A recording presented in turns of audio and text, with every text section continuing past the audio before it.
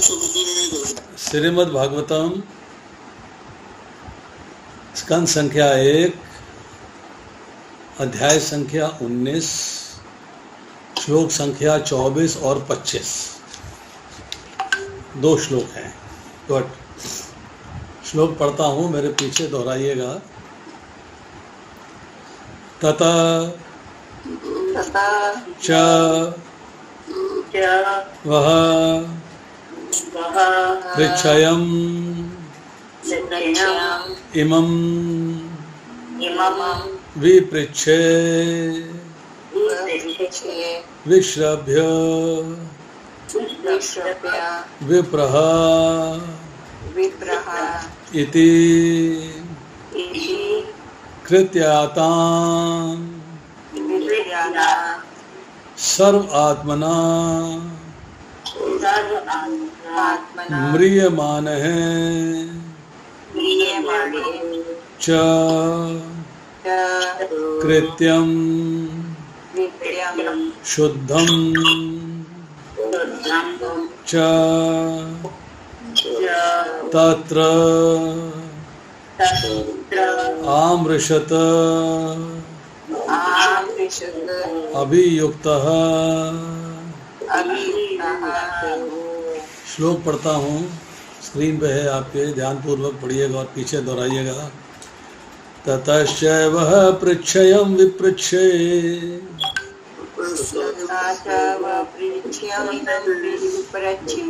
विश्रभ्य विप्रा इति कृत्यतायाम्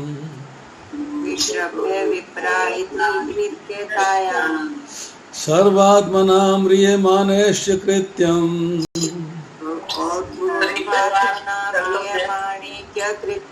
शुद्धं च तत्र आमृषत अभियुक्तः।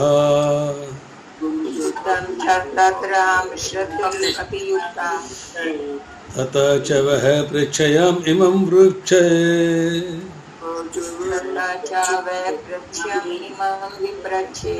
विश्रभ्य विप्रः इति कृत्यतायाम्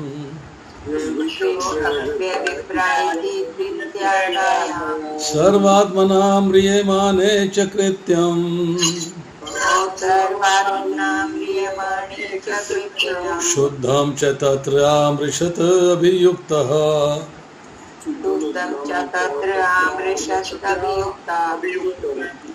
ततः च वः पृच्छयाम् इमं विपृच्छे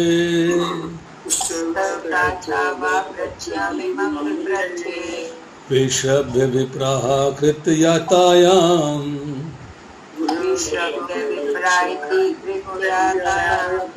सर्वात्मना म्रियमाणः च कृत्यम्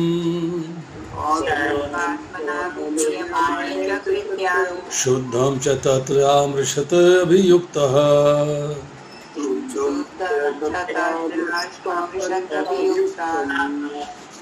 Anybody will like to repeat?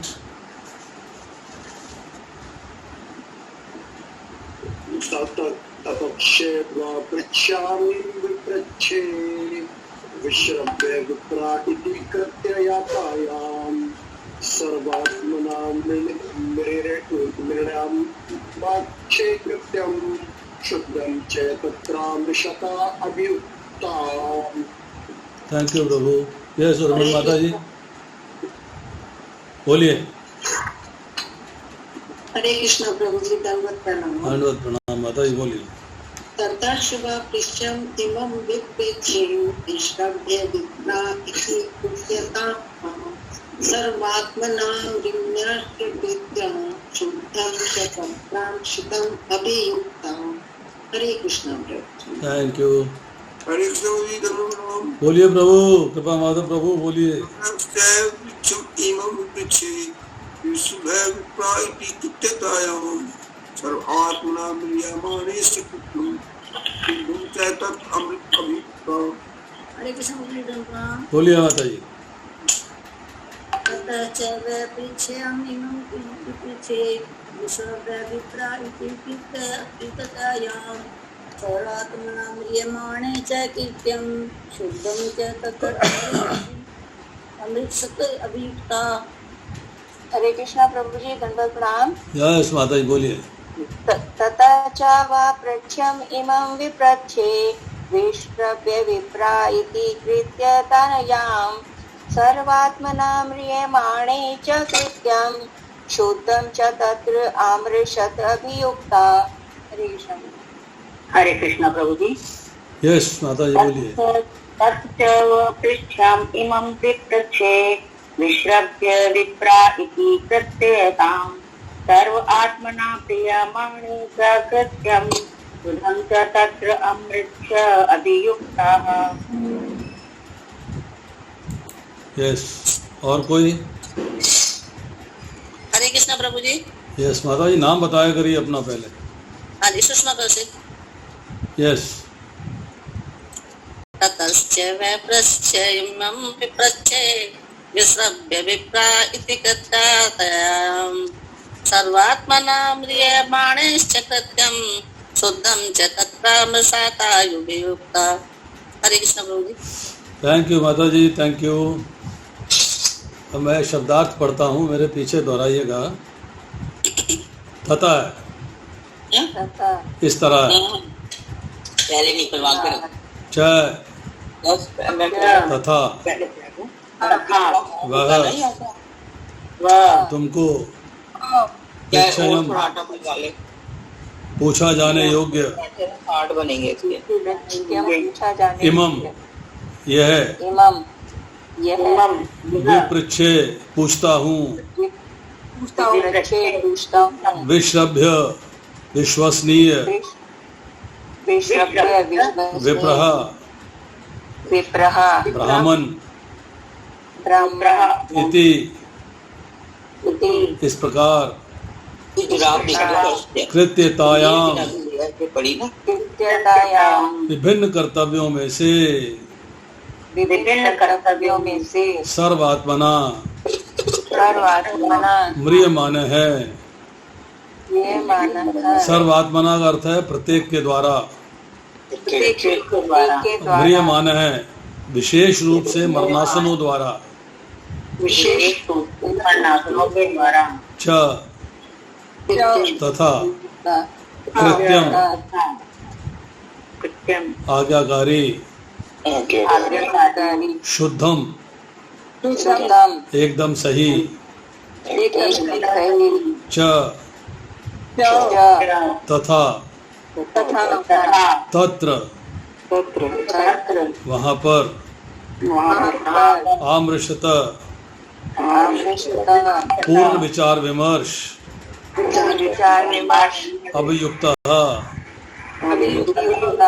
सर्वथा उपयुक्त। अनुवाद है श्री बहुपाद द्वारा। कौन पढ़ना चाहेगा? प्रभु जी मैं पढ़ूं? पढ़िए।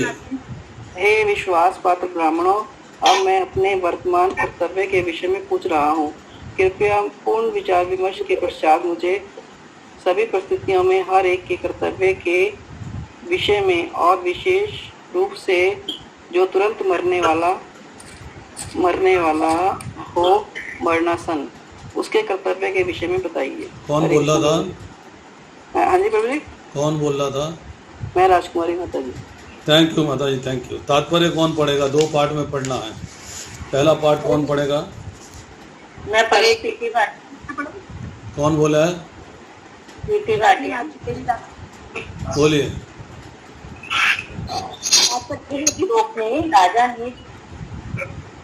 इस श्लोक में राजा ने विद्वान मुनियों के समक्ष 2 प्रश्न रखे। प्रथम प्रश्न यह है कि सभी परिस्थितियों में हर एक का कर्तव्य क्या है, तथा दूसरा प्रश्न है कि मरणासन व्यक्ति का विशिष्ट कर्तव्य क्या है। इन दोनों में से मरणासन व्यक्ति विषयक प्रश्न सर्वाधिक महत्वपूर्ण, क्योंकि हर व्यक्ति मर रहा है, चाहे वह तुरंत मरे या 100 वर्ष के बाद मरे। आयु की अवधि निरर्थक है, किंतु मरने वाले व्यक्ति का कर्तव्य अत्यंत महत्वपूर्ण है। महाराज परीक्षित ने इन दोनों प्रश्नों को श्री सुखदेव गोस्वामी के आने पर उनके समक्ष भी रखा। इस प्रकार से संपूर्ण श्रीमद् भागवत गीता भागवतम 6 स्कंद से लेकर 12वें स्कंद तक इन्हीं दोनों प्रश्नों से संबंधित है। इनसे जो निष्कर्ष निकाला है वह यह है कि भगवान सेवा ही जीवन में हर एक का स्थायी कर्तव्य है। भगवान ने श्रीमद् भगवद गीता के अंतिम अंशों में की है। बस माता जी, थैंक यू। हरे कृष्ण प्रभु। अगला वाला नेक्स्ट कोई पढ़े। हरे कृष्ण प्रभु। कौन बोल रहा है? कलावती माता। आपकी आवाज नहीं आ रही। कलावती माता प्रभु। बोलिए माता जी। महाराज परीक्षित पहले से ही तथ्य से अवगत थे, लेकिन वे चाहते थे कि समागत महर्षिगण इस विषय में अपना निर्णय एक स्वर में दें, इससे वे किसी मतभेद के बिना अपना कर्तव्य सुनिश्चित कर सके। उन्होंने शुद्ध शब्द का विशेष उल्लेख किया। दिव्य अनुभूति या आत्म साक्षात के लिए विभिन्न दार्शनिकों ने अनेक विधियां बताई हैं, जिनमें से कुछ प्रथम कोटि की हैं, कुछ द्वितीय कोटि की और कुछ तृतीय कोटि की हैं। सर्वोत्तम विधि में अपेक्षा की गई है कि मनुष्य अन्य सारी विधियों को त्याग कर भगवान के चरण कमलों की शरण ग्रहण करे और इस तरह संपूर्ण पापों एवं उनके फलों से बच जाए। यस, थैंक यू माता ji, thank you very much. अब इसके अनुवाद में और तात्पर्य में क्या बात समझनी चाहिए, इसको एक एक करके पॉइंट आउट करिए और इसको डिस्कस करते हैं। बताइए कौन बोलेगा। हरे कृष्णा प्रभु जी, दंडवत प्रणाम। मैं उर्मिल गुप्ता माता जी बोल रही हूँ। बोलिए माता जी। इसमें प्रभु जी ये बताया गया है कि हर परिस्थिति में, चाहे अनुकूल है या विपरीत परिस्थिति है, हर मनुष्य का कोई ना कोई कर्तव्य होता है। तो हमें अपने कर्तव्य के बारे में ज्ञान होना चाहिए और हमें उन कर्तव्यों का पालन करना चाहिए। सेकंड पॉइंट था कि जो मरणासन परिस्थिति में होता है उसके लिए विशेष कर्तव्य होते हैं, और परीक्षित महाराज को तो पता था कि उनके पास 7 दिन हैं, इसलिए उन्होंने ये ज्ञान प्राप्त करना चाहा और उन्होंने अपने कर्तव्यों का पालन किया। लेकिन जो कलयुग का जीव है, हमारे जैसे जो जीव है, हमें ये पता ही नहीं है कि हमारे पास कितना समय है या नहीं। हमें प्रत्येक दिन को ऐसे व्यतीत करना चाहिए, ऐसे जीना चाहिए जैसे ये हमारी लाइफ का जो है अंतिम दिन। तो प्रत्येक दिन में हम जिस भी वर्ण या आश्रम में हैं, अपने कर्तव्य का 100% पालन करना चाहिए अगर हम भगवान के धाम जाना चाहते। हरे कृष्णा। थैंक यू माता जी, थैंक यू। प्रीति भाटिया प्रभु जी। आपने ऑलमोस्ट ऑल पूरा परपट पढ़ दिया, कुछ दूसरों के लिए भी छोड़ देते। चलिए और कोई बताएगा। प्रीति भाटिया प्रभु जी। कौन बोल इसमें रहा एक है? लाइन आई है जो उर्मिल माता जी ने तो बिल्कुल सही बताया, लेकिन इसमें एक लाइन भी आई क्योंकि हर व्यक्ति मर रहा है। तो सच में हम मर ही रहे हैं। आज के जिंदगी में भौतिक परिस्थितियों में इतने फंसे हैं कि हम रोज ही मर रहे हैं। हम बस ऐसे गर्व में महसूस कर रहे हैं कि नहीं हम तो जी रहे हैं, लेकिन हम सच में ही मर रहे हैं, रोज इतनी गलतियां करते हैं। और ये भी इसमें से बताया गया कि उनको परीक्षित महाराज को पता ही था, वो उन्होंने हमारी ज्ञान प्राप्ति के लिए बताया गया है कि हमें मतलब अंतिम समय तक सारी जिंदगी भर या हर क्षण प्रभु के चरण कमलों का स्मरण करना चाहिए। हरे कृष्णा प्रभु। और कोई?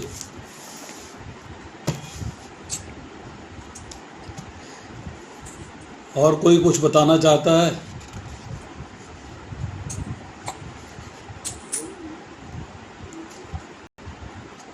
कृष्णा प्रभु जी। यस, कौन बोल रहा है?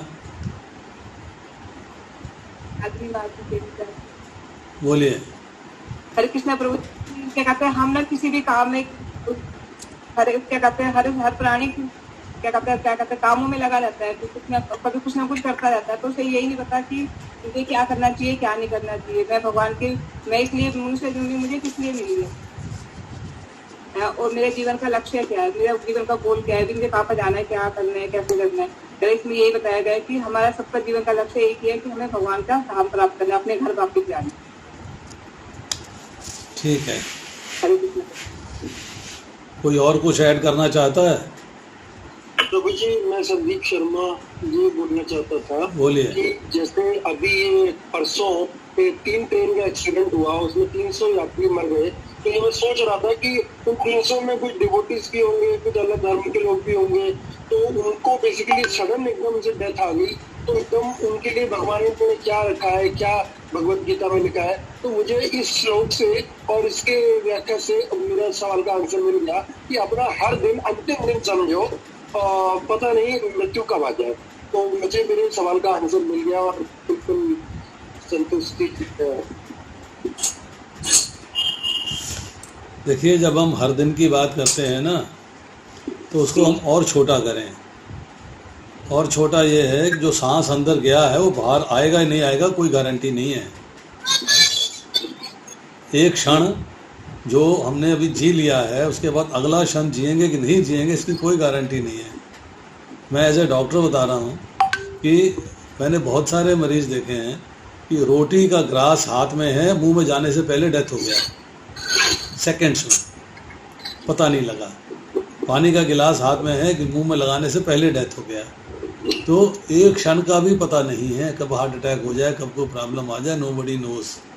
इसलिए हमें हर वक्त तैयार रहना चाहिए। पहली बात जो आप सबने कही, बिल्कुल ठीक कही। दूसरी बात यह है इसके अंदर, मैं अपने सद्य कर्तव्य के विषय में पूछ रहा हूँ। हर व्यक्ति को अपने कर्तव्य का ज्ञान होना चाहिए। अब कर्तव्य जो है दो वैरायटी के हैं, एक है इस लोक के लिए, दूसरा है परलोक के लिए। इस लोक के लिए क्या कर्तव्य है वो मुझे पता होना चाहिए। मेरा परिवार है, मेरा समाज है, मेरे नातेदार हैं, बंधुगण हैं, रिश्तेदार हैं, मुझे उनके साथ कैसे निभाना है। और मेरे को आध्यात्मिक जीवन में रहते हुए भौतिक जीवन के साथ तालमेल बिठाना है। ये नहीं कि भौतिक जीवन में रहते हुए आध्यात्मिक जीवन को भुला दिया जाए और आध्यात्मिक जीवन में जाके भौतिक जीवन को भुला दिया जाए। दोनों में एक तालमेल बनना चाहिए। I have to develop that expertise, कर्मसु कौशलम। मुझे अपने कर्मों में कुशलता प्राप्त करनी है कि मैं दोनों कार्य एक साथ कर सकूं। क्योंकि आप 100% कृष्णा कॉन्शियस हो गए तो आप कहोगे मैं तो भैया वन में चला जाता हूँ, मैं तो गुफा में चला जाता हूँ, मैंने क्या करना है। संसार से मैंने टोटल आसक्ति छोड़ दी, परिवार से ममता, सबका मैंने संबंध छोड़ दिया, पति पत्नी बच्चे सब मैंने छोड़ दिए। क्या छोड़ पाएंगे? नहीं छोड़ पाएंगे। इसलिए मुझे अपने कर्तव्य का ज्ञान होना चाहिए कि मेरा कर्तव्य क्या है समाज के प्रति, परिवार के प्रति, देश के प्रति, अपने प्रति, और मेरा कर्तव्य क्या है मेरे आध्यात्मिक जीवन के अंदर भगवान के प्रति। तो ये दोनों कर्तव्यों में डिफाइन होना चाहिए, डेफिनेशन होनी चाहिए, क्लैरिटी होनी चाहिए कि मुझे क्या करना है और क्या नहीं करना है। और ख़ास तौर पे ये बताया कि जब व्यक्ति जो है वानप्रस्थ में चला जाता है, उसके बाद संन्यास आश्रम में चला जाता है या ओल्ड हो जाता है, अब उसको पता है कि उसकी डेथ किसी मिनट भी आ सकती है। यंग एज में अभी डेथ कभी आएगी इससे विचार नहीं होता, तभी तो मैं जीऊँगा, अभी तो मैं जवान हूँ, अभी मेरे को बहुत साल जीना है। पर जब ओल्ड एज आ जाती है तो उसको पता है कि भाई अब मेरे को प्रॉब्लम्स आ गई हैं, मेरा जीवन जो है समाप्त होने वाला है, पता नहीं किस वक्त किस पल मेरा जीवन समाप्त हो जाए। तब उसे अपने कर्तव्य का भान ज़्यादा होना चाहिए कि अब मुझे क्या करना है क्या नहीं करना। जब परिवार की जिम्मेदारी होती है, जब व्यक्ति जवान होता है परिवार की जिम्मेदारी संभालता है, जब वो ओल्ड एज में आ जाता है, वानप्रस्थ में आ जाता है, परिवार की जिम्मेदारी बच्चों को दे देता है कि now you take care of the family, then I take care of myself. मैं अपने आध्यात्मिक जीवन के अंदर जो है व्यतीत करूँगा, अब परिवार को चलाना तुम्हारा कर्तव्य है, तुम्हारी ड्यूटी है, तुम्हारा पार्ट है। अब इसमें जो है एक बात ये कही गई इम्पॉर्टेंट, जो सब लोगों ने मिस करी है कि दिव्य अनुभूति और आत्म साक्षात्कार के लिए विभिन्न दार्शनिकों ने अनेक विधियां बताई हैं। इनमें से कुछ प्रथम कोटि की हैं, कुछ द्वितीय कोटि की हैं, कुछ तृतीय कोटि की हैं। सर्वोत्तम विधि चाहती है कि मनुष्य अन्य सारी विधियों को त्याग कर भगवान के चरण कमलों की शरण ग्रहण करे। इस तरह संपूर्ण पापों तथा उनके फलों से बचा जाए। तो मुख्य काम क्या है? मुख्य काम क्या है कि भौतिक संसार के अंदर हमें कोई पाप नहीं करना है, कोई पाप नहीं करना है। We have to stay away from all sins. हमें सारे सिन से, सारे पापों से मुक्त रहना है, ये हमारी जिम्मेदारी है। नाउ अब हम जो है अनजाने में कुछ पाप कर बैठते हैं, अनजाने में जो हमें नहीं पता होता, हम उसको कभी हमने तवज्जो नहीं दी है। जैसे कि पाप क्या कहे गए हैं, कुंडनी पेशनी चुल्ली उदकुंभी च माचनी पंचसूना गृहस्थस्य वर्तन्ते। कुंडनी मीन्स ओखली, ओखली में जब धान कूटा जाता है तो कुछ कीटाणु मरते हैं। पेशनी मीन्स चक्की, चक्की में जब आटा पीसा जाता है तब कुछ कीटाणु मरते हैं। चूल्ही मीन्स चूल्हा, चूल्हे पे जब खाना बनाया जाता है तो उसकी गर्मी से कुछ कीटाणु मरते हैं। उदकुंभी मीन्स जल, जल जो है जिसमें घड़ा रखा जाता है उसके नीचे कुछ कीड़े आ जाते हैं, कुछ कीटाणु आ जाते हैं, उनकी मृत्यु हो जाती है। मार्चनी मीन्स झाड़ू, झाड़ू लगाते हैं, जब सफाई करते हैं, तब कुछ कीटाणु मर जाते हैं, तब कुछ कीड़े मर जाते हैं। तो इन पंचसूना एक गृहस्थों के लिए ये 5 ऐसे कार्य है जो उसे करने पड़ते हैं, परंतु इनसे भी जीव हत्या होती है जिसके बारे में हम अनजान रहते हैं, हमें पता नहीं होता और ये हो जाती है। इसमें आप उसको रोक भी नहीं सकते, यू कांट स्टॉप इट। तो इसको रोकने के लिए भगवान ने क्या तरीका बताया? यज्ञाशिष्टाश्ने संतो मुच्यन्ते सर्व किल्बिषे भुजन्ते ते दुखम पापा ये बचंती आत्म कारणात्। भगवान के भक्त सभी प्रकार के पापों से मुक्त हो जाते हैं क्योंकि वह यज्ञ में अर्पित भोजन प्रसाद को ही खाते हैं। अन्य लोग जो अपने इंद्र सुख के लिए भोजन बनाते हैं निश्चित रूप से पाप करते हैं। तो अगर हम जो है भगवान को भोग लगा के खाना शुरू कर देते हैं, एक हमने जीवन का लक्ष्य बना लिया कि हमें भगवान को भोग लगाए बगैर कुछ नहीं खाना है, तो अनजाने में छोटे मोटे पाप जो हमसे हो जाते हैं उनसे छुटकारा मिल जाता है। फिर भगवान कहते हैं कि ये ज्ञान रूपी अग्नि समस्त कर्म फलों को जला डालती है, जैसे अग्नि समस्त प्रकार के ईंधन को जला के भस्म कर देती है। तो ज्ञान रूपी अग्नि मीन्स भगवान का ज्ञान, जीव का ज्ञान, प्रकृति का ज्ञान, काल का ज्ञान, कर्म का ज्ञान। ये जब ज्ञान की प्राप्ति हो जाती है तब हमारा हृदय शुद्ध होता है, तब हमें पता लगता है कि हमारे लिए ठीक रास्ता क्या है और गलत रास्ता क्या है। तो हम ठीक रास्ते पे चलते हैं, भगवत भक्ति के मार्ग पे चलते हैं और फिर भगवान के चरण कमलों की शरण ग्रहण करते हैं।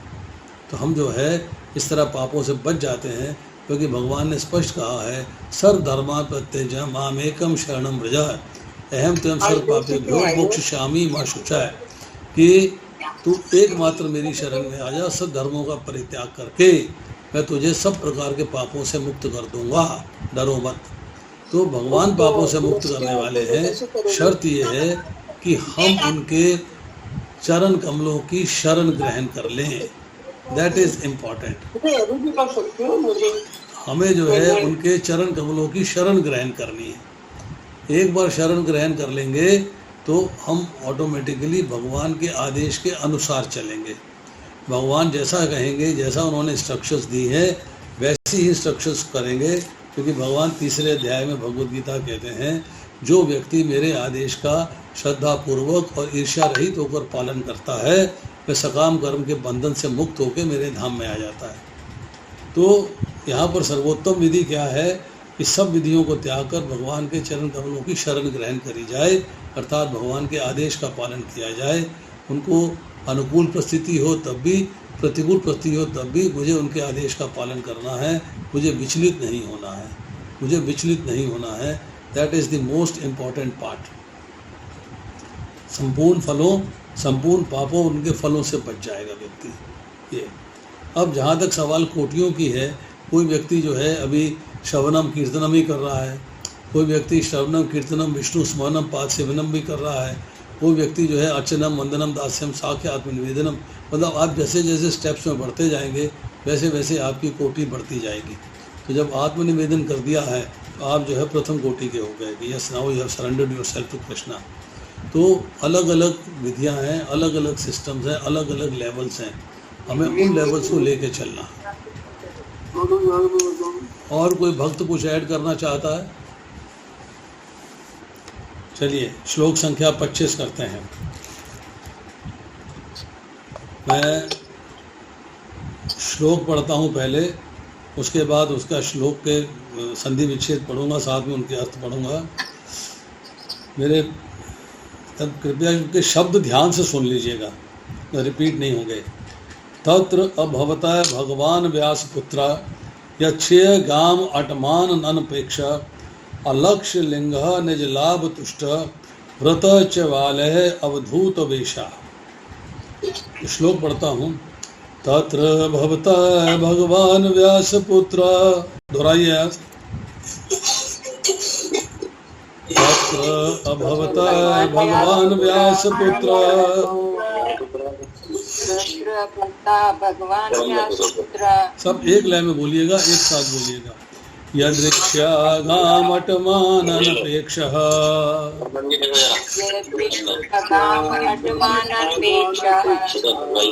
अलक्ष्यलिंगः निजलाभतुष्ट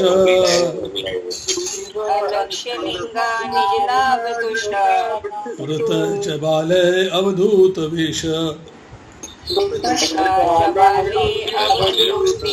तो थोड़ा बहुत ठीक हुआ, तुमने वही बंद नहीं करा दी। किसी की आपस में बातचीत चल रही है, अपना म्यूट कर लीजिएगा प्लीज।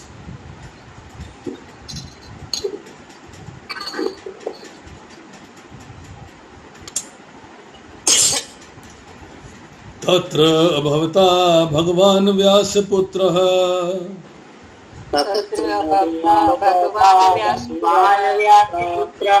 यदृच्छ्यागामटमाननपेक्षः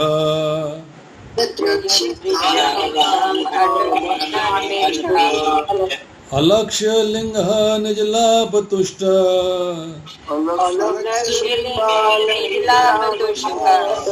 वृतः च बाले अवधूतवेषः।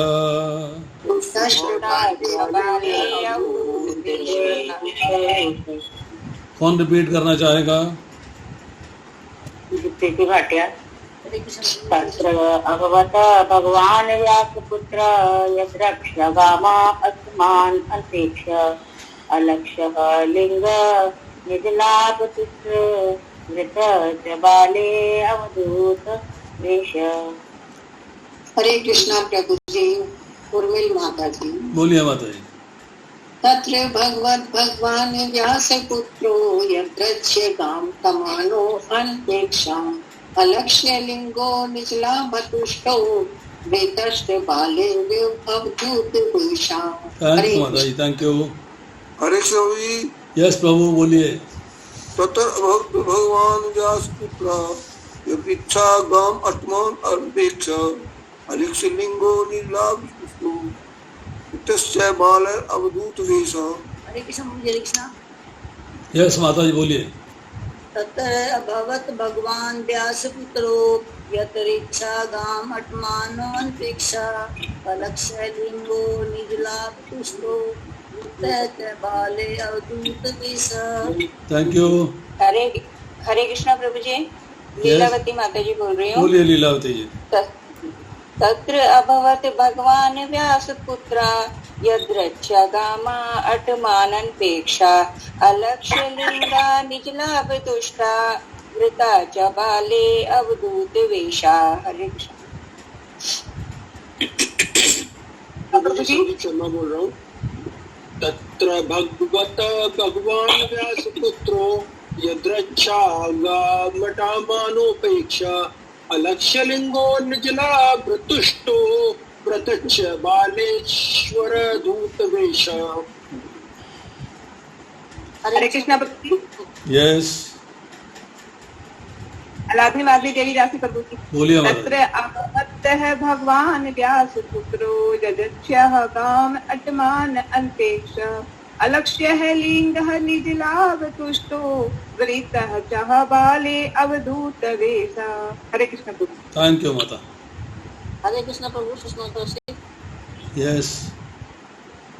तत्र भगवान व्यासपुत्रो यद्रक्षया गातमानो अनपेक्ष अलक्ष्यलिंगो निजलाभतुष्टो वृतश्च बालेरवधूत वेषः। हरे कृष्ण प्रभु जी। यस। कृष्णदास गुप्ता माता जी। बोलिए माता जी बोलिए। तत्र भगवत भगवान व्यासपुत्रः यदृच्छया गाम अटमान अनपेक्षः अलक्ष्यलिंगः निजलाभतुष्टः वृतः च बाले अवधूत वेषः। यस माता जी। और कोई? चलिए मेरे पीछे दोहराइएगा। तत्र वहाँ अभवता प्रकट हुआ भगवान शक्तिशाली व्यास पुत्र व्यासदेव का पुत्र व्यासदेव के पुत्र यदृच्छया अपनी इच्छा अनुसार गाम पृथ्वी में अटमानः निरंतर विचरण करते अनपेक्षः उदासीन अलक्ष्य अव्यक्त लिंगः लक्षण निज लाभ स्वरूप सिद्धि तुष्ट संतुष्ट वृतः घिरा हुआ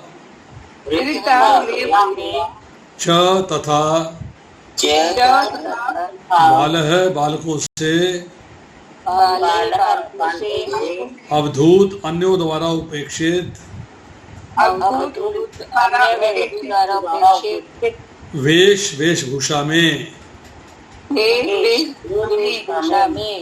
अनुवाद कौन पढ़ना चाहेगा? हरे कृष्णा प्रभु जी। अलादीन कौन माता जी बोलेंगे? प्रभु जी अलादीन माता जी बोलिए। अलादीन माता जी। उसी प्रकार व्यास देव के शक्ति संपन्न पुत्र महाप्रकट हुए, जो संपूर्ण पृथ्वी पर उदासीन तथा आत्म तुष्ट होकर विचरण करते रहते थे। उनमें किसी सामाजिक व्यवस्था या जीवन स्तर, वर्ण, आश्रम, धर्म का कोई लक्षण प्रकट नहीं होता था।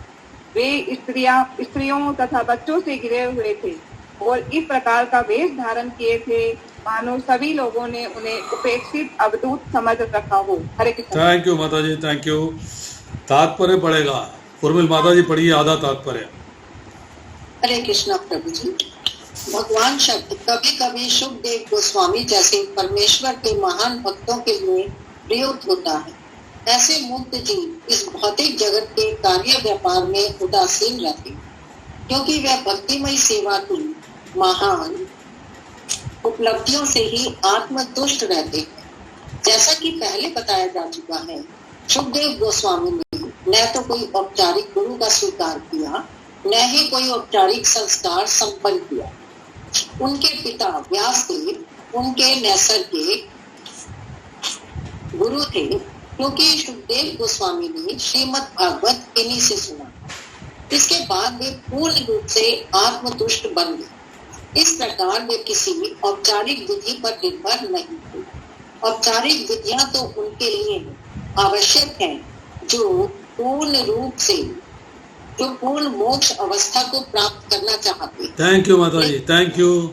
हरे कृष्णा। प्रीति माता जी बोलिए आगे का। लेकिन श्री सुखदेव गोस्वामी तो अपने पिता की कृपा से पूर्व से ही उस अवस्था में थे। तरुण बालक होने के नाते उनसे समुचित वेश में रहने की आशा की जाती थी, लेकिन वे नग्न रहते और किसी सामाजिक परिपाटी में रुचि नहीं दिखाते। सामान्य जन उनकी उपेक्षा करते थे, किंतु वे जिज्ञासु बालकों तथा स्त्रियों से ऐसे घिरे रहते जैसे कि वे कोई पागल हो। इस प्रकार वे यहाँ पर तब प्रकट हुए जब वे स्वेच्छा से पृथ्वी पर विचरण कर रहे थे। महाराज परीक्षित की जिज्ञासा से ऐसा प्रतीत होता है कि महर्षि गण एक मत नहीं हो पा रहे कि क्या किया जाए। आध्यात्मिक मोक्ष हेतु विभिन्न व्यक्ति विभिन्न प्रकार की युक्तियां बताते, किंतु जीवन का परम लक्ष्य भक्ति की सर्वोच्च स्थिति अवस्था प्राप्त करना है। जिस प्रकार भिन्न भिन्न डॉक्टर भिन्न भिन्न औषध विधि बताते हैं, उसी प्रकार मुनियों में भी मत भिन्नता होती है। जब ये सभी बातें चल रही थी, तभी श्री व्यासदेव के शक्ति संपन्न तेजस्वी पुत्र वहाँ पर प्रकट हुए। हरे थैंक यू माता जी, थैंक यू। अब इसमें जो है अनुवाद के अंदर से क्या इम्पोर्टेंट पॉइंट है, सिर्फ अनुवाद की बात करिएगा। कौन डिस्कस करना चाहेगा? Who would like to speak? मैं कृष्णा दास गुप्ता माता जी। बोलिए माता जी, बोलिए। इसमें जो विशेष चीज जो प्रकट हुआ है, वो जो पहली बार वो आविर्भूत होते हैं, प्रकट होते हैं सुखदेव गोस्वामी। ना सुखदेव गोस्वामी की जो ड्रेस वेशभूषा वो साधारण लोगों के लिए ये समझना मुश्किल था कि वो कौन उच्च कोटि का संत है, महात्मा है। तो सब लोग उनको जो है बहुत ऑर्डिनरी एक पागल सा सोच रहे थे। करेक्ट माता जी, यू आर राइट। और कोई अनुवाद में से बोलना चाहता है? नैसर्गिक का क्या मतलब है इसमें? किसका? नैसर्गिक। नैसर्गिक मतलब होता है नेचुरल। अच्छा।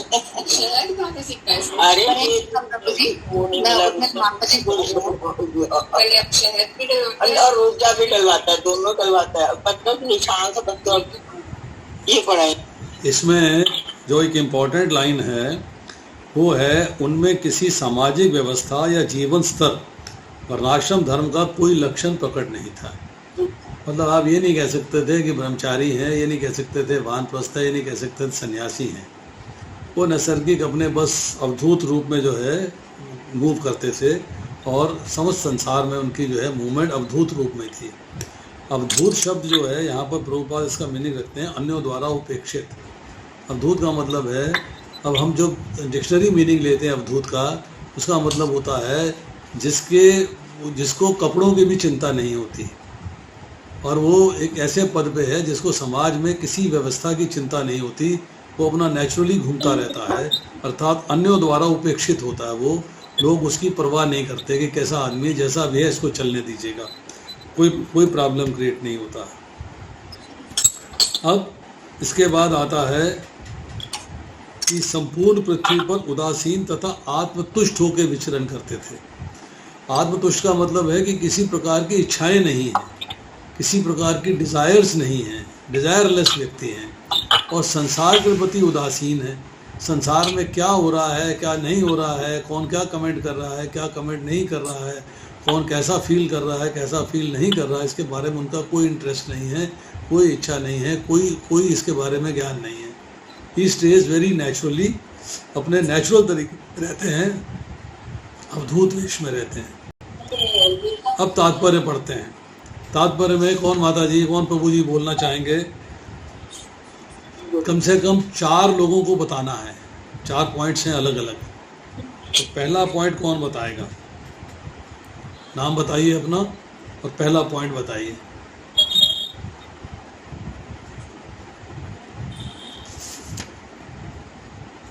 यस,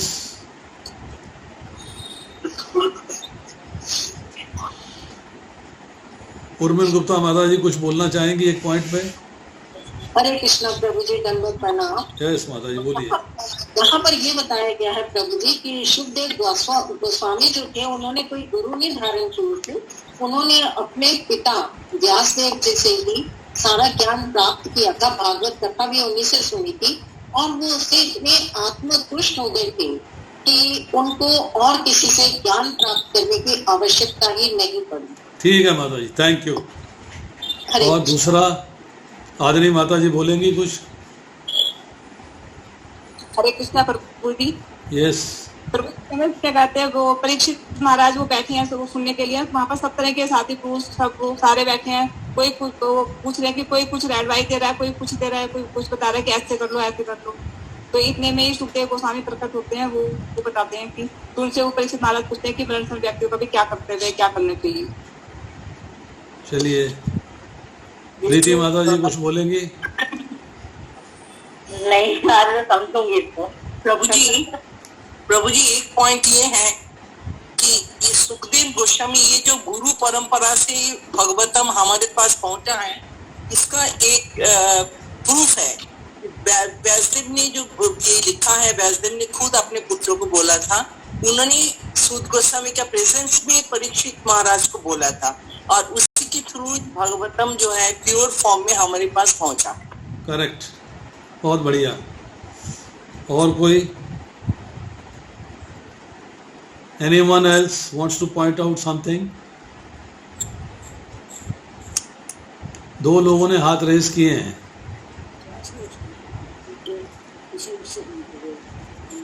बताइए।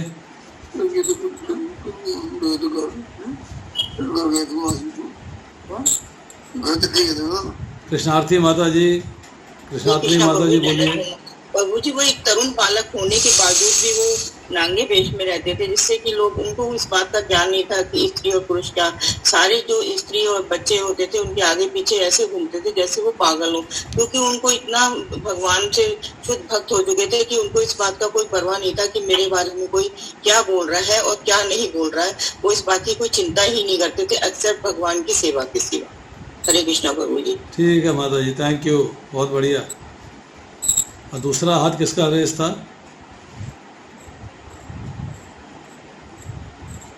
और किसी का हाथ है? चलिए, सबसे पहले जो है शब्द है भगवान। तो अगर आप भागवतम पढ़ेंगे, भगवद गीता पढ़ेंगे, जगह जगह पे भगवान शब्द जो है इस्तेमाल हुआ है, भगवान कृष्ण के अलावा औरों के लिए भी। भगवान की जो एक्सपेंशंस हैं, स्व अंश हैं, उनके लिए तो भगवान शब्द इस्तेमाल होता है, परंतु किसी किसी जगह पर भगवान के शुद्ध भक्तों के लिए भी भगवान शब्द इस्तेमाल होता है। जैसे ब्रह्मा जी के लिए इस्तेमाल होता है, शिव जी के लिए इस्तेमाल होता है, नारद जी के लिए इस्तेमाल होता है, कपिल मुनि के लिए इस्तेमाल, मतलब अलग अलग जगह पे आप देखेंगे कि भगवान शब्द जो है इस्तेमाल होता है। तो यहाँ पर जो है सुखदेव गोस्वामी को भी भगवान के नाम से संबोधित किया गया है। एक बात। दूसरी बात कि जो मुक्त जीव होता है, एक है नित्यबद्ध, एक है नित्य मुक्त और एक है जीवन मुक्त। ये तीन शब्द हैं। इन तीनों शब्द का अर्थ समझना जरूरी है। नित्यबद्ध का मतलब यह है कि हमेशा से बंधन में, टाइम इमेमोरियल, पता नहीं कब बंधन में आ गया, कब जीव इस भौतिक संसार में प्रकट हुआ, कर्म करने शुरू किए और बंधन में आ गया, कोई टाइम फ्रेम डिसाइडेड नहीं है। तो इसलिए उसे जो है भौतिक संसार में आने के बाद नित्यबद्ध जीव के नाम से पुकारा जाता है, कंडीशनड सोल। दूसरा है नित्य मुक्त। नित्य मुक्त का मतलब है जो जीव भगवान के धाम में हैं वो नित्य मुक्त हैं, वो अभी जो है मुक्त पोजीशन में है, बंधन में नहीं आए हैं। बंधन में कब आएंगे? जब वो मृत्यु लोक में आ जाएंगे। तो अब तीसरा है जीवन मुक्त, या यहाँ पर जो मुक्त जीव शब्द इस्तेमाल किया गया है। जीवन मुक्त का मतलब है वो जीव ने भौतिक संसार के अंदर प्रकट होने के बाद अपने कर्म किए, बंधन में आया, परंतु फिर बंधनों को काट कर वो भक्ति में ऐसा लगा कि अब वो जो है भौतिक बंधनों, जब ये संसार छोड़ के जाएगा तो भौतिक बंधनों से मुक्त हो जाएगा। तो उसको चूंकि संसार के साथ इंटरेस्ट नहीं रहता है, कोई इच्छाएं नहीं रहती हैं, विहाय कामान ये समान प्रमाण चरती निष्प्रह है, समस्त इच्छाओं का परित्याग कर दिया है, केवल भगवान की सेवा की इच्छा रहती है बस। तो वो जीव जो है वो मुक्त जीव हो जाता है, क्योंकि उसे इस जीवन में मृत्यु के बाद मुक्ति की प्राप्त होनी है। वो भौतिक संसार के प्रति आकर्षित नहीं होता है, इसलिए वो नित्यबद्ध ना रह के वो जीवन मुक्त हो जाता है। और जीवन मुक्त होने के बाद जब वो भगवान के धाम चला जाता है तो फिर नित्य मुक्त की स्थिति में आ जाता है, क्योंकि भक्ति की महान उपलब्धियों से आत्मसंतुष्ट रहते हैं, वो फुल्ली सेटिस्फाइड हैं। उनको कोई किसी किस्म की चिंता नहीं है कि मेरा ये नहीं है, मेरा वो नहीं, मेरा ये नहीं, मेरा वो नहीं। उसके बाद गुरु की बात हुई, माता जी ने ठीक बताया, उन्होंने व्यासदेव जी को अपना गुरु था, उनके पिता ने उनको गुरु के तौर पे सारा ज्ञान दिया है। व्यासदेव जी कौन हैं? व्यासदेव जी जो हैं सत्यवती और पराशर जी के पुत्र हैं, पराशर मुनि के पुत्र हैं। उनका जो कि एक जन्म द्वीप में हुआ था, इसलिए द्वैपायन कहलाते हैं। सत्यवती कौन है? उपचर्या वासु और आद्रिका की पुत्री है, और उसको जो है दाशराज ने पाला है। ये थोड़ा सा बैकग्राउंड है। अब सुखदेव गोस्वामी जो है जन्म के बाद एकदम उठ के चल दिए, क्योंकि 12 वर्ष माता के गर्भ में रहे, और जब माता ने बहुत प्रार्थना करी कि बाहर आ जाओ, बाहर आ जाओ, बाहर आ जाओ, तो बोले बाहर आऊँगा तो कलयुग का मुझ पर प्रभाव हो जाएगा। तो फिर भगवान प्रकट होते हैं, भगवान उनको प्रॉमिस करते हैं कि तुम पे कलयुग का प्रभाव नहीं आएगा, मेरा कमिटमेंट है। तब वो माता के गर्भ से बाहर आते हैं। अब व्यासदेव जी से उन्होंने भागवतम सुनी है, और फिर उसके बाद भागवतम हमारे पास बहुत सारी सोर्सेज से आई, जिसकी मैं चर्चा पहले कर चुका हूँ। अब एक इम्पॉर्टेंट पॉइंट आ रहा है, औपचारिक विधियाँ तो उनके लिए आवश्यक हैं जो पूर्ण मोक्ष अवस्था को प्राप्त करना चाहते हैं, मतलब नियम उपनियम जो आपको फॉलो करने हैं। किस लिए? कि आप मुक्ति चाहते हैं, मोक्ष चाहते हैं। मोक्ष आने के लिए there are certain rules and regulations. उनमें मुख्य रूल क्या है कि आपको भगवान की सेवा के सिवाय और इस चीज़ की इच्छा ही नहीं होनी चाहिए। भौतिक संसार की सारी इच्छाएं जीरो कर देनी है, जीरो, नो इच्छा है, भौतिक संसार की इच्छाएं समाप्त। अब आपकी इच्छा जो है केवल भगवान के धाम की है। सो ऐसी जो है 3 इच्छाएं आप करते हो, जिसका आपको जो है कोई भी भौतिक फल नहीं मिलता। एक है भगवान की सेवा और भगवान के दर्शन। ये आपके लिए असेंशियल है और आवश्यक है। भगवान की सेवा करनी है, भगवान के दर्शन करने हैं, भगवान को भोग लगाना है, और भगवान की प्रसन्नता के लिए ही कार्य करने हैं। सारे कार्य भगवान की प्रसन्नता के लिए करने हैं। तो इनसे आपको जो है, आप ना कर्म की स्थिति में आते हो, ना विकर्म की स्थिति में आते हो, आप अकर्म की स्थिति में आते हो। अब इसके बाद एक इम्पॉर्टेंट पॉइंट आ रहा है कि महाराज परीक्षित की जिज्ञासा से प्रतीत होता है कि महर्षिगण एकमत नहीं हो पा रहे थे कि क्या किया जाए। यहाँ आप महर्षिगण की बजाय जो है अपने आप को रख के देखो कि हम भी जो है एकमत नहीं हो पा रहे हैं कि क्या किया जाए। जब थोड़ा सा निकलते हैं भौतिक संसार में तो भौतिक संसार के प्रति आकर्षित होकर उधर चल देते हैं। जब मंदिर आते हैं तो मंदिर के प्रति आकर्षित होकर सोचते हैं भौतिक संसार बेकार, कन्फ्यूजन में रहते हैं। इसे कहते हैं फल्गु वैराग्य। आपको एक डिसीसिव होना पड़ेगा, एक डिसाइडेड होना पड़ेगा कि मेरे को क्या करना चाहिए और क्या नहीं करना चाहिए, और फिर उसके अकॉर्डिंगली अपने एक्शंस को मॉडिफाई करना पड़ेगा।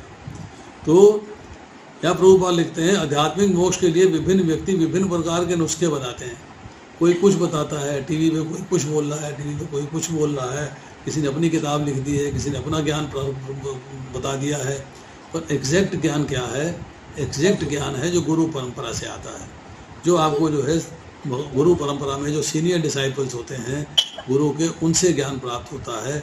गुरु परंपरा से जो ज्ञान आता है उससे आप जो है उस नुस्खे को अप्लाई करेंगे तो आपको मोक्ष की प्राप्ति होगी। अब बाद में लिखते हैं प्रभुपाद, किंतु जीवन का चरम लक्ष्य भक्ति की चरम सिद्ध अवस्था को प्राप्त करना होता है। भक्ति की चरम सिद्ध अवस्था क्या है? भक्ति की चरम सिद्ध अवस्था है भगवान के प्रति सरेंडर। विद्या विनय संपन्ने, विद्या विनय से संपन्न होके, विनम्र होके आपने भगवान के प्रति सरेंडर कर देना है। वो भक्ति की चरम स्थिति है, चरम सिद्धि है। सरेंडर कर देंगे तो आप भगवान के धाम चले जाएंगे। इसलिए प्रभुपाद कहते हैं, जिस प्रकार भिन्न भिन्न डॉक्टर भिन्न भिन्न नुस्खे लिखते हैं, उसी प्रकार मुनियों में भी मत ऐक्य नहीं है। मुनि भी आपस में डिसाइड नहीं कर पा रहे हैं कि क्या किया जाए क्या नहीं किया जाए। फिर किसी सीनियर की तरफ देखते हैं। हमें अगर मान लीजिए इलाज करा रहे हैं हम डॉक्टरी में, इससे इलाज कराया ठीक नहीं हुआ, उससे इलाज कराया ठीक हुआ, सीनियर के पास जाते हैं, सीनियर जाके ठीक इलाज करेगा। बड़े हॉस्पिटल चलते हैं, वहाँ जाकर ठीक इलाज होगा। तो इसी तरह जो है सारे मुनि जो कि डिसाइड नहीं कर पा रहे हैं, जैसे सुखदेव गोस्वामी आते हैं तो सबके चेहरे पे हर्षोल्लास आ जाता है कि अब हमें सही ज्ञान मिल जाएगा। Now the right person has come. ये हमें जो है, हमें जो भगवान व्यास देव जी के शक्तिशाली तेजस्वी पुत्र प्रकट हो गए हैं। Now he will guide us to the right direction. हमें सही ज्ञान मिल जाएगा और हमें परीक्षित महाराज भी एक्सेप्ट करते हैं कि अब हमें सही ज्ञान मिल जाएगा। तो आज इतना ही है। कोई प्रश्न है किसी का तो पूछ सकता है। शेष फिर जिन माता जी लोग ने पार्टिसिपेट किया है, जिन प्रभु जी लोग ने पार्टिसिपेट किया है, उनका बहुत बहुत धन्यवाद है। मकसद यही है कि हम लोग जो है आपस में मिलजुल के भागवतम पढ़ें। मैं आऊँगा, कथा करके चला जाऊँगा, आप सुनोगे, कुछ याद रहेगी कुछ नहीं याद रहेगी। जब आपने एनालाइज किया है, आपने उसको अंडरस्टैंड किया है, तो आपके मन मेमोरी में फिट हो जाएगा वो कि यस मैंने भी ये कहा था, मैंने भी ये पढ़ा था। वो पढ़ने के बाद ही मैंने इसको पॉइंट आउट किया था।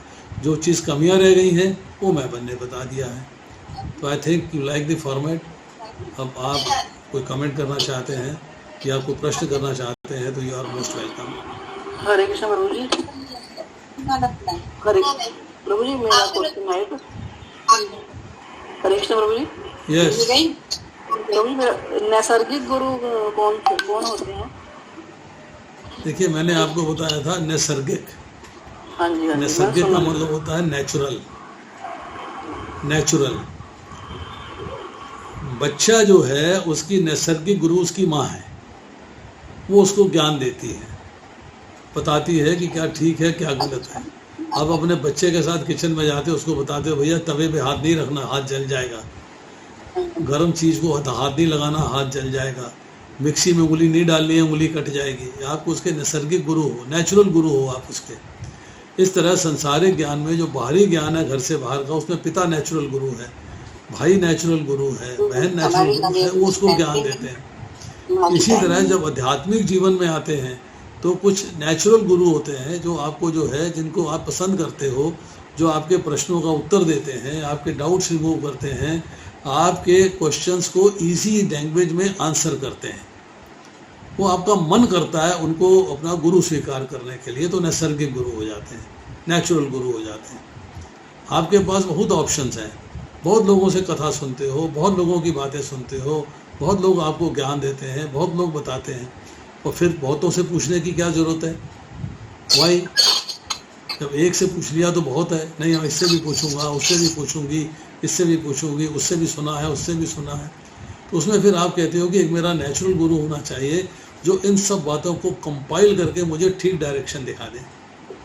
जैसे यहाँ बहुत सारे मुनि एकत्रित हैं, सब अपने कुछ ना कुछ ज्ञान रखते हैं, तो सुखदेव गोस्वामी आए, सब की बातों को कंपाइल करके उन्होंने बता दिया कि सही डायरेक्शन क्या है। तो इसी तरह हम जब नैसर्गिक गुरु मतलब शिक्षा गुरु हो जाता है, जब आप शिक्षा गुरु को धारण करते हैं तो शिक्षा गुरु बहुत सारे हैं, उससे भी ज्ञान प्राप्त कर लिया, उससे भी ज्ञान प्राप्त कर लिया, बट फिर आप देखते हो कि कहीं ना कहीं उनमें कन्फ्यूजन्स रहते हैं, भ्रम पैदा हो जाता है, इसकी बात मानूंगी उसकी बात मानूँ। फिर आपको चाहिए एक मुख्य गुरु, जिसको शिक्षा गुरु, मुख्य शिक्षा गुरु है, उससे आप बात करते हो, वो आपको ज्ञानवान भी है, वो गृहस्थ भी है, संसारिक जीव भी है और आध्यात्मिक जीव भी है।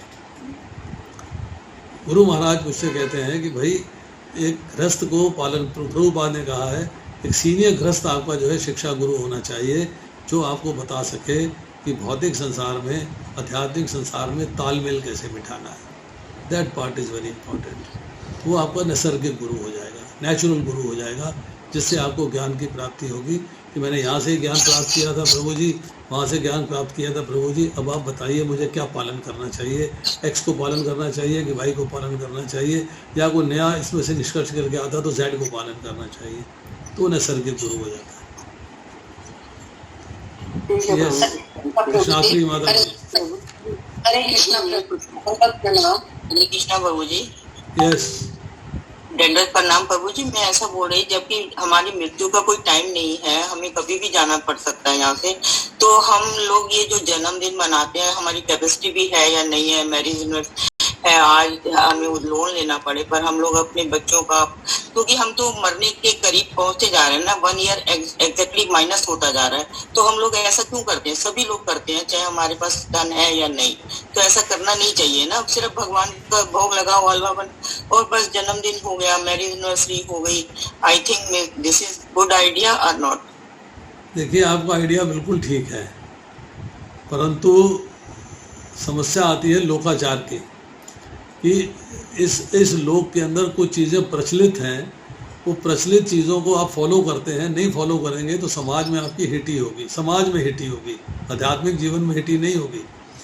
अगर आप कहते हो कि मैं इसे सेलिब्रेट नहीं करूँगा, तो अब एक बच्चा है, मैं आपको एग्जांपल देता हूँ, एक बच्चा है, स्कूल में जाता है, उसके स्कूल के सारे बच्चे कार में आते हैं, बच्चा कहता है मेरे पास कार नहीं है, मुझे भी कार चाहिए, हालांकि उसका फादर अफोर्ड नहीं करते हैं, पर उसको फिर भी कार चाहिए। और कुछ ऐसे स्कूल हैं जहाँ पर बच्चे बड़ी बड़ी गाड़ियों में आते हैं, वहाँ जो है अगर कोई छोटी गाड़ी में आता है उसको भी हिटी महसूस होती है। ये हमारे समाज की भ्रांतियाँ हैं कि हम लोग अपनी रियल पोजीशन को ना समझ के जो एक आर्टिफिशियल पोजीशन है उसके पीछे पागल रहते हैं। मैं आपसे एक सिंपल प्रश्न करता हूँ, मैंने पहले भी एक बार किया था, 1-2 बार मैं पहले कर चुका हूँ। किसी भी परिवार के अंदर अगर शादी होती है तो जो लेडीज़ होती हैं उनको जो है शादी के अगर 4 फंक्शन है तो 4 जोड़े कपड़े चाहिए नए, अगर 5 है तो 5 जोड़े कपड़े चाहिए नए। और उसी साल में दूसरी शादी होती है तो फिर वो कहते हैं मुझे नए कपड़े बनवाने हैं, और पूछा जाता है भैया तुमने 6 महीना पहले तो बनवाए हैं, पहन लो। अरे फ़ोटो खिंच चुकी है, वीडियो में आ चुका है, मैं वो कपड़े दोबारा कैसे पहन लूँ? मुझे तो नए कपड़े चाहिए, चाहे अफोर्ड करें चाहे ना करें, पर कपड़े नए चाहिए। ये हमारी सोच गलत है। अगर मैं वही कुर्ता हर रोज़ पहनता हूँ ना, अब कोई डॉक्टर साहब आपके पास कुर्ता दूसरा कोई नहीं है क्या? अब एक ही कुर्ता रोज़ पहने रहते हो, या एक ही कलर के 2 कुर्ते हैं मेरे पास, तो एक दिन वो पहन लिया, एक दिन वो पहन लिया, मन में क्या बात है कि आपके पास दूसरा कुर्ता ही नहीं है। समाज आपको जीने नहीं देता, वो समाज के लिए आप करते हो, अपना मन नहीं है आपका करने के लिए, करना भी नहीं चाहिए, परंतु समाज की मजबूरी है, बच्चों की मजबूरी है, परिवार की मजबूरी है, आपकी संस्था की मजबूरी है कि यस भाई मुझे सेलिब्रेट करना पड़ेगा। पहले जन्मदिन होता था घर के अंदर सेलिब्रेट, आज तो जन्मदिन बैंक्वेट में सेलिब्रेट होता है, फार्म हाउस में सेलिब्रेट होता है, लाखों रुपया जन्मदिन में खर्च कर देते हैं। ये एक समाज की भ्रांतियाँ हैं। जो लोग आध्यात्मिक जीवन में नहीं हैं वो इस बात को फॉलो करते हैं, और जो आध्यात्मिक जीवन में हैं उन्हें भी अपने परिवार वालों के लिए इसको ज़बरदस्ती फॉलो करना पड़ता है। मजबूरी है ये सामाजिक मजबूरी है कि हमने ऐसा सिस्टम बना दिया, ऐसा प्रोजेक्ट बना दिया है। तो शुद्ध भक्त में और साधारण आदमी में यही डिफरेंस है। बहुत डिफरेंस है ये। शुद्ध भक्त नहीं करना चाहता, फिर भी उसे मजबूर किया जाता है करने के लिए। जैसे हमने बोला उधार लेके करता है, उसकी मजबूरी है क्योंकि उसे परिवार का साथ देना है। वो बड़ा फंसा हुआ है, वो बहुत फंसा हुआ है। वो नहीं आए तो मुसीबत, ना आए तो मुसीबत। पहले भी प्रभु जी ठीक है, हरे कृष्ण प्रभु जी, धन्यवाद। पहले भी दिया था आपने एग्जाम। प्रभु जी, प्रीति भाटिया, आपने एक नित्य बद्ध बताया था, एक नित्य मुक्त, और थर्ड वन क्या था?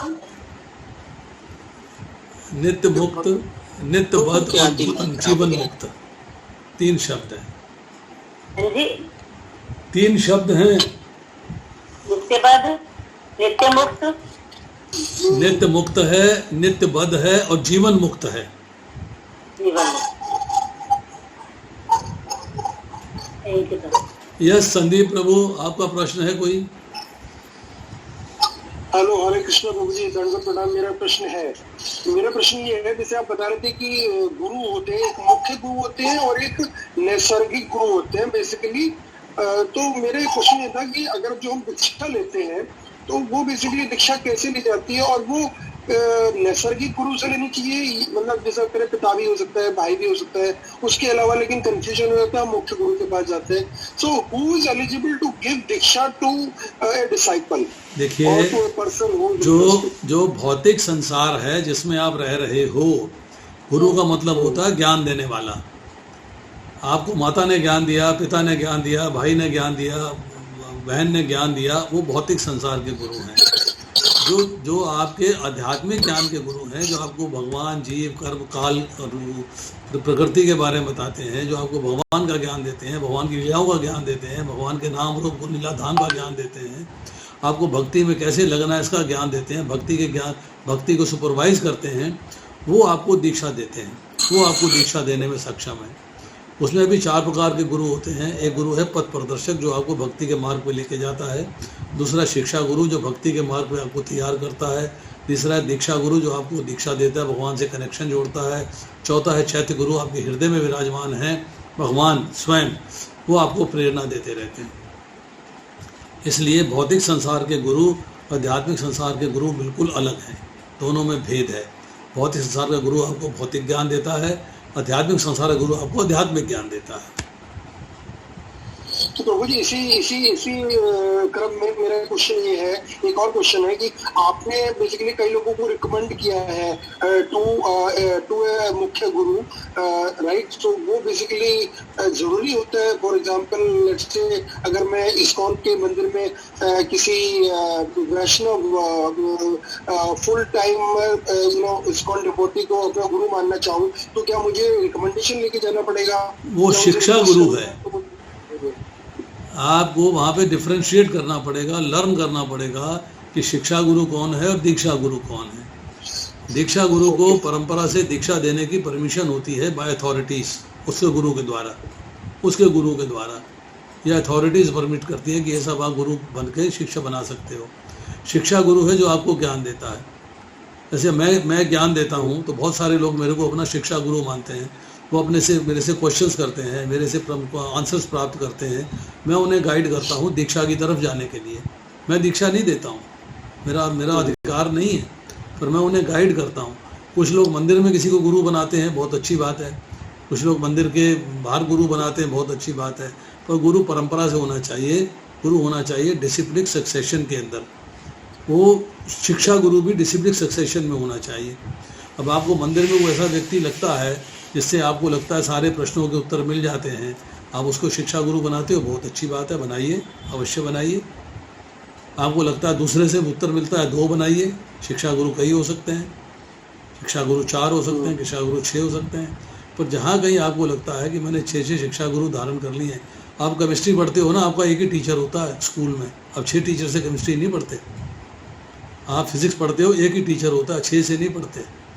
इस तरह जो है, आप अगर 6 से पढ़ते हो तो फिर अपने क्लास टीचर से पूछते हो जो आपको क्लास में पढ़ाता है कि सर ये मैंने पढ़ा है, क्या ठीक है कि गलत है, या क्या मुझे क्या धर्म क्या पालन करना चाहिए, मुझे एग्ज़ाम में नंबर लेने हैं।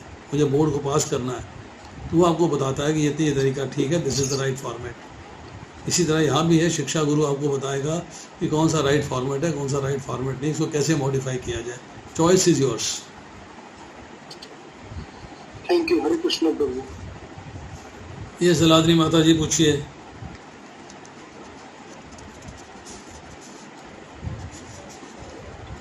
कृष्णा प्रभु जी। यस प्रभु जी, लोगों के छोटी सी बातें तो समझ में नहीं आती कि हमें भगवान के पास जाना है, कि भगवान की पूजा करनी चाहिए। वो सारे देवी देवताओं के कोई वहां चढ़ी जा रहा है, कोई वहां जा रहा है, कोई वहां जा रहा है, उनसे कहते रहो, उसको सुनने का नाम ही नहीं देता, समझ में नहीं आता। देखिए, ऐसा है कि सारी बातें डिपेंड करती हैं आपकी इच्छा पे। अगर आपको ठीक तरीके से ज्ञान मिला है तो आपकी इच्छा जो है वो मॉडिफाई हो गई है। शुरू में इच्छा होती है भौतिक संसार में एंजॉयमेंट करने की, तो आप जाते हो देवी देवता की शरण में, भौतिक संसार की इच्छाओं की पूर्ति के लिए उनसे प्रार्थना करते हो और उनकी पूजा अर्चना करते हो। जब आपको ज्ञान होता है कि भौतिक संसार की इच्छाएं पूर्ण करनी बेकार हैं और मुझे आध्यात्मिक संसार में जाना चाहिए, तब आप जो है देवी देवताओं की पूजा छोड़ के भगवान की पूजा में लग जाते हो। पर व्यक्ति जो है, जब तक उसके मन के अंदर भौतिक इच्छाओं की रहती है, कामना रहती है कि मुझे ये काम इच्छा पूरी करनी है, तब तक वो जो है कंफ्यूज रहता है। तब उसे जो है भगवान की भी पूजा कर लेता है और देवी देवताओं की पूजा भी कर लेता है। चलो, जो वहाँ से मिला वहाँ से ले लिया, जो वहाँ से मिला वहाँ से ले लिया, मैंने लेना है, इस लेने के चक्कर में रहता है वो। पर जब आपको ये हो जाता है कि मुझे देना है, मुझे क्या देना है, अपनी सेवा देनी है, मुझे अपनी सेवा देनी है। किसको देनी है? भगवान को देनी है। क्यों देनी है? कि भगवान रेसिप्रोकेट करेंगे, मुझे अपने धाम ले जाएंगे। तो बात समझ में आती है। Then you change, then you convert yourself. Hare Krishna.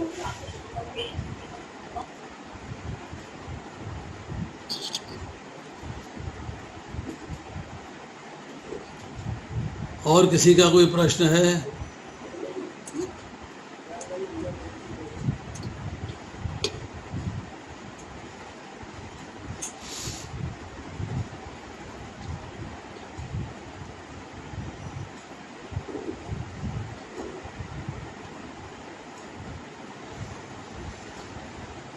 चलिए, फिर कोई प्रश्न नहीं है तो समाप्त करते हैं माता जी। हाँ जी प्रभु ji, thank you so much प्रभु जी, वंडरफुल लेक्चर। सही भक्तों से रिक्वेस्ट करके प्रभु जी का धन्यवाद करेंगे। हरे कृष्ण महामंत्र के साथ। हरे कृष्णा हरे कृष्णा कृष्णा हरे हरे, हरे राम